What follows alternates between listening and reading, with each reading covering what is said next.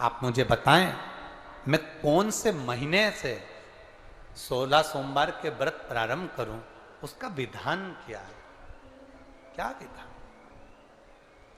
कहा भगवान वर्णन करे। ऋषियों ने कहा सुनो सुगंधा,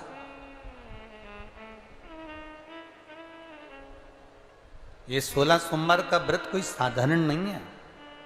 सुगंधा, संतान की प्राप्ति के लिए अगर 16 सोमवार का व्रत उठाया जाता है तो श्रावण के पहले सोमवार से उठाया जाता है। कब से उठाना चाहिए? श्रावण का पहला सोमवार। सुनो सुगंधा, यदि कोई विशेष बीमारी हो गई, बहुत रोग हो गया, तकलीफों में जिंदगी चल रही हो, बहुत कष्टप्रद जीवन चल रहा, तो बैसाख के महीने के पहले सोमवार से 16 सोमवार का व्रत उठाना चाहिए।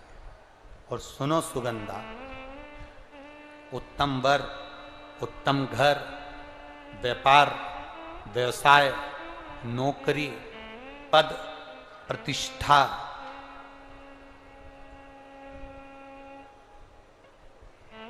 के लिए अगर हमें व्रत करना है तो मार्गशीर्ष मास का पहला सोमवार से इस व्रत को प्रारंभ कर देना चाहिए। मार्गशीर्ष मास का पहला जो सोमवार हो उसमें इस व्रत को प्रारंभ कर लो। और सुनो सुगंधा, ये व्रत दोपहर के तीसरा जो पहर हो, प्रदोष काल, उस प्रदोष काल के समय पर आप इस शिवलिंग की पूजन अपने घर में पार्थिव बनाकर स्मरण कर कर भगवान देव अधिदेव महादेव के लिए प्रसाद तैयार कर कर, आप जिस भाव से भगवान शंकर का आटा सेक कर या चूरमा बनाकर या मलिदा बनाकर जो भी आप बना रहे हैं, उससे 3 हिस्से प्रसाद के इस 16 सोमवार के व्रत में भी होते हैं। कितने हिस्से होते हैं? 3 हिस्से। पशुपति व्रत में 16 सोमवार के व्रत में एक अंतर भारी है। पशुपति व्रत में 2 हिस्से मंदिर में रह जाते हैं, एक हिस्सा अपने साथ आता है और स्वयं को खाना पड़ता है। पर 16 सोमवार के व्रत में यह भाव है, एक हिस्सा भोलेनाथ का रहता है, दूसरा हिस्सा भक्तों के लिए, शिव भक्तों के लिए रहता है, और तीसरा हिस्सा आपके लिए रहता है। यदि पूरा ना पा सकें तो दूसरे को भी आपके हिस्से का प्रसाद दे सकते हैं, प्रदान कर सकते हैं। अब आ जाओ, बड़ा सुंदर प्रसंग।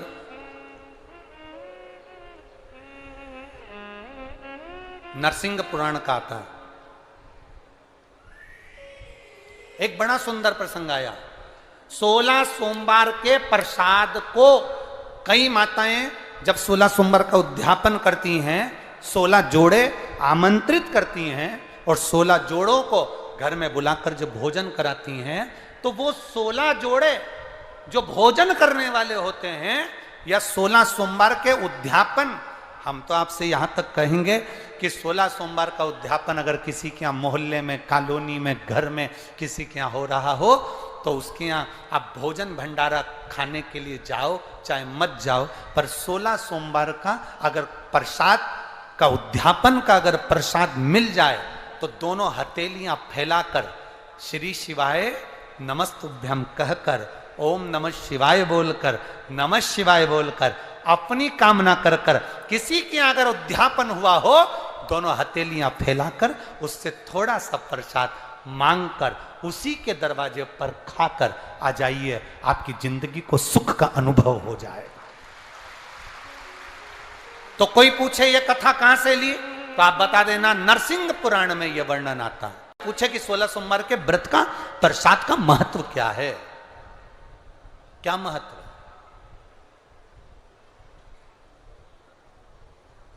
बहुत ध्यान देना, यहां पे माताएं पशुपति व्रत करती हैं।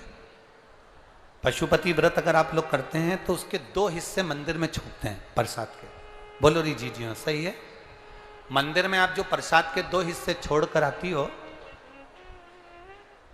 बहुत सारी माताएं व्रत करती है और वहां प्रसाद के हिस्से रखे रहते हैं। मंदिर का पुजारी हो, मंदिर के पंडित जी हो, या मंदिर की कोई नारी, कोई पुरुष, कोई बच्चा, कोई बड़ा, उस प्रसाद को एकत्रित कर लेता है और उस प्रसाद को जो भक्त लोग दर्शन करने आते हैं, जिनका पशुपति व्रत नहीं रहता, या जो दर्शन करने आए, या गांव के बच्चे हों, नगर के बच्चे हों, कॉलोनी के बच्चे हों, उनको वो प्रसाद जो वितरण किया जाता है, शिव महापुराण की कथा कहती है हजारों हजारों अश्वमेध यज्ञ का जो फल प्राप्त होता है वो मात्र वो प्रसाद के वितरण से और उसके पाने से प्राप्त हो जाता है। आप लोगों में से कोई माता ने करा कभी ऐसा?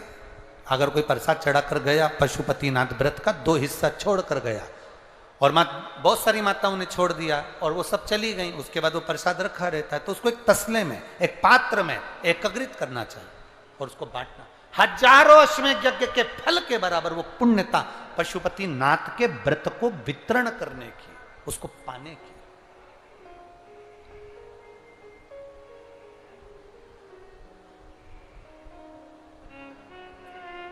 तीन चीजें बड़ी महत्व की हैं शिव मंदिर में। एक जो दिया लगाकर चले गए, शिवालय में जो दीप लगाकर चले जाते हैं, दिया रखकर चले जाते हैं, वो दिया ठंडा हो जाता है। जब वो दिया समाप्त हो जाए, ठंडा हो जाए, बुझ जाए, ठंडा हो जाए, वो दिया पड़ा रहता है। 3 चीजें शिवालय में हमेशा याद रखो। उन दियों को उठाकर एक जगह पर ले जाकर एकत्रित कर कर बाहर जहां जगह होती हो, डलिया में, खोखे में, वहां रखो। वो रखे हुए दीप जो ठंडे हो गए हैं उनको उठाकर एक जगह पर ले जाकर रख देने से जीवन में कभी विपदा की अगर घड़ी आती है, विपदा की घड़ी से मतलब होता है कोई बड़ा रोग आ गया, कोई एक्सीडेंट हो गया, उस एक्सीडेंट के समय पर एम्बुलेंस भी नहीं आई, कोई नहीं आया, आपने भगवान शंकर के सामने से रखे हुए दिए जो ठंडे हो चुके हैं, जले हुए नहीं, जो ठंडे हो गए, जिनमें ना दीप में कुछ भी नहीं बचा, वो ठंडे हो गए, उनको उठाकर आपने अगर एक और ले जाकर भी रखा है, अगर कोई आपकी विपदा की घड़ी में खड़ा नहीं होता तो वो दीप जिनको आपने उठाकर एक और ले जाकर रखा है देवाधिदेव महादेव के मंदिर में, महादेव आपको उठाकर ले जाकर कहीं श्रेष्ठ जगह पर जरूर रखते हैं, निश्चित रखे। बोल बम का नारा है, बाबा उस दीप को रखे। 3 चीजें बड़ी महत्व की। एक प्रसाद, शंकर के मंदिर का पशुपति व्रत का प्रसाद। एक शिव मंदिर में रखी हुई जल से भरी हुई बाल्टी, हंडा।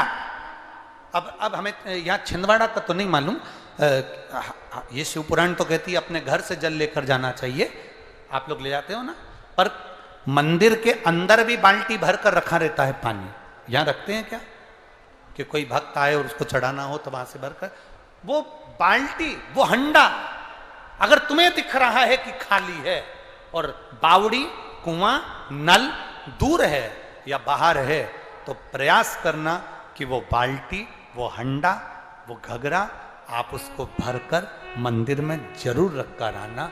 जितने लोग जल चढ़ाएंगे वो जल आपकी ओर से चढ़ा हुआ होगा, उसका फल अपने खाते।